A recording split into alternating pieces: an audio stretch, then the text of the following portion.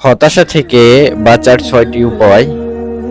জীবন সবসময় নিঃসঙ্গভাবে বয়ে চলে না। জীবনে কখনো সুখ আসে, কখনো দুঃখ আসে। স্রোতস্বন্বনী নদীর মতো জোয়ার ভাটা চলতেই থাকে। এটি মানব জীবনের আমোঘ বিধান। তাই জীবনে কখনো হতাশায় ঘিরে ধরলে হাল ছেড়ে দিতে নেই। তবে যে কেউ হতাশা থেকে সহজেই মুক্তি হতে পারে না। এর জন্য পরিত্রাণের নানান উপায় অবলম্বন করলেও কর্মপদ্ধতির অসারতার কারণে অনেক সময় ব্যর্থ হতে হয়। তাই ইসলাম আমাদের এই ক্ষেত্রে কিছু অতি গুরুত্বপূর্ণ নির্দেশনা দিয়েছে, যেগুলো হতাশা থেকে মুক্তির ক্ষেত্রে শতভাগ কার্যকারী। কুরআন ও হাদিসের আলোকে তার আলোকপাত করা হলো। ১. আল্লাহর উপর ভরসা করা। বর্ষাহীনতা আমাদের মধ্যে হতাশা সৃষ্টি করে, ফলে আমরা হয়ে যাই দিগন্তভ্রান্ত, ছন্নহারা, উত্তল সমুদ্রের মাঝিবিহীন তরীর মতো। তাই কখনো হতাশাগ্রস্ত হলে সর্বপ্রথম আল্লাহর দিকে ফিরতে হবে। একমাত্র তার উপরেই ভরসা রাখতে হবে। মনে প্রাণে এই বিশ্বাস দৃঢ় করতে হবে, আল্লাহই আমাদের জন্য যথেষ্ট। আল্লাহ তাআলা বলেন যে আল্লাহর উপর ভরসা করে তার জন্য আল্লাহই যথেষ্ট। সূরা তালাক। ২. রহমতের আশায় থাকা। সবসময় আমাদের আল্লাহর রহমতের আশায় থাকতে হবে। আশাহত হওয়া যাবে না। আশাহীনতা কাজের গতিকে নিষ্প্রভ করে দেয়, এনে দেয় হতাশা। এই জন্য নিরাশাকে মনের মধ্যে ঠাঁই দেওয়া যাবে না। আল্লাহ তাআলা বলেন, তোমরা আল্লাহর রহমত থেকে নিরাশ হইও না। নাম্বার ৩. রবের তরে নিজেকে সঁপে দেওয়া। হতাশার অন্যতম কারণ বিপাতাবোধ, কিন্তু মুমিনের গুণ হলো তারা এতে ভেঙে পড়বে না, বরং আল্লাহর কথা স্মরণ করবে, নিজেকে সঁপে দিবে তার তরে।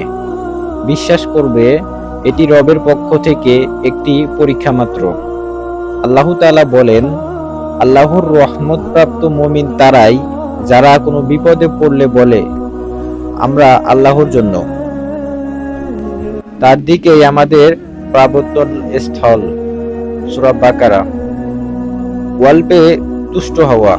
অল্পে তুষ্ট হওয়ার গুণ জীবনকে সুখে রাখার বড় চাবিকাঠি।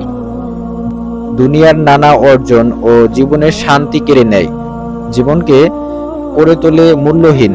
ফলে আমরা আটকে পড়ি হতাশার বেড়াজালে। তাই আমাদের শান্তির জীবন কাটাতে হলে অল্পে তুষ্ট থেকে রবের শুকরিয়া আদায় করতে হবে। তাহলে নানা পাওয়ার বেদনা আমাদের মধ্যে হতাশা সৃষ্টি করতে পারবে না। হাদিসে বর্ণিত হয়েছে, রাসূলুল্লাহ সাল্লাল্লাহু আলাইহি ওয়াসাল্লাম বলেছেন, আল্লাহর কসম, পরকালের তুলনায় দুনিয়ার উদাহরণ হলো, তোমাদের কেউ সাগরের মধ্যে নিজের একটি আঙ্গুল চুবানোর পর লক্ষ্য করে দেখলো আঙ্গুল কি পরিমাণ পানি নিয়ে এলো। সালাতুল হাজাত পড়া। হতাশা থেকে মুক্তির অন্যতম উপায় হলো নামাজ আদায় করা। সালাতুল হাজাত তথা জরুরি প্রয়োজনের কারণে যে নামাজ আদায় করা হয় তা মুমিনের হৃদয়ের প্রশান্তি এনে দেয়, হতাশা মুক্ত করে তাকে।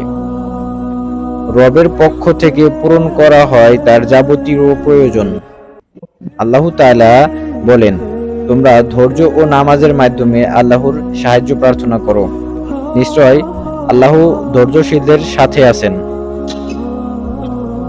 হাদিসে বর্ণিত হয়েছে, হযরত রাসূলুল্লাহ সাল্লাল্লাহু আলাইহি ওয়াসাল্লাম যখন কোনো সমস্যায় পড়তেন, তখন চিন্তাগ্রস্ত হতেন, তখন তিনি নামাজে দাঁড়িয়ে যেতেন।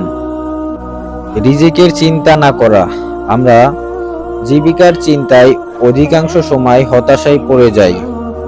বলা যায়, জগতের প্রায় মানুষই জীবিকার চিন্তায় হতাশায় ভোগে, অথচ রিজিক আমাদের জন্য নির্ধারিত। মহান আল্লাহ নিজেই সৃষ্টিকুলে রিজিকের দায়িত্ব নিয়েছে। তাই রিজিকের ক্ষেত্রে মহান আল্লাহর উপর ভরসা করা কাম্য। আল্লাহ তাআলা বলেন, জগতের সব প্রাণী জীবিকার দায়িত্ব আল্লাহর উপর। জীবনে সুখ যেমন স্থায়ী নয়, তেমন দুঃখও চিরকাল থাকবে না। দিন বদলে নতুন দিন আসে। তাই আমাদের সামান্য বিপদে হতাশাগ্রস্ত হওয়া কখনোই উচিত নয়। বিপদ আপদে মহান আল্লাহর উপর ভরসা রেখে নিজের কাজে মন দেওয়া এবং সুদিনের অপেক্ষায় থাকা বুদ্ধিমানের কাজ।